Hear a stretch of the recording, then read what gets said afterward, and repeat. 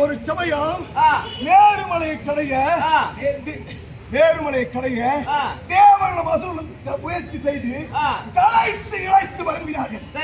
அந்த சமயம் சிவபூஜை முடித்து திரும்பிய நான் இதை கண்ணுற்று தேவர்களை வசூல்களை விளக்கி நான் ஒருவனாகவே திருப்பார்கடலை கடைந்து அது கிடைத்த அமுதத்தை தேவர்களுக்கு வழங்கி மகிழ்ந்தேன்.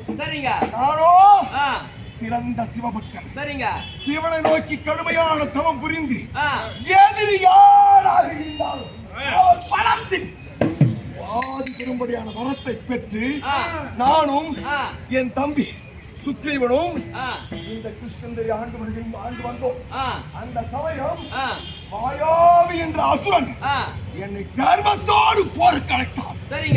நான் அவனோடு யுத்தம் செய்து அவனை அடித்து துரத்த அவன் ஓடி ஒரு குகைக்குள் ஒளிந்து கொண்டான்.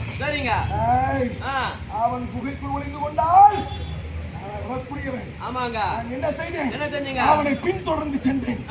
செல்லும் பொழுது அந்த குகையின் வாயிலே என் தம்பி சுக்ரீவனையும் அனுமனியின் காவல் வைத்து சென்று அவனோடு 28 மாதங்கள் யுத்தம் செய்தேன்.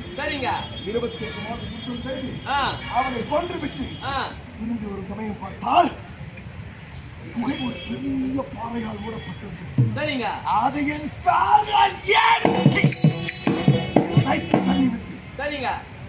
வந்து பார்த்தால் அந்த சுக்ரீவன் முடிசூட்டப்பட்டு சிம்மாசனத்தில் அமர்ந்திருந்தான். கடும் கோபம் கொண்டான். அந்த சுக்ரீவனை அனுமனியும் புடைத்து துரத்த அவர்கள் நான் போக முடியாத விஷமுகாமலையில் தப்பித்துக் கொண்டார்கள். காவலன் துரோகத்தை உடன் பிறந்தவர்களால் உண்டாக்கியது என்று தெரியவில்லை. சரி, அந்த துரோகத்தை மறந்து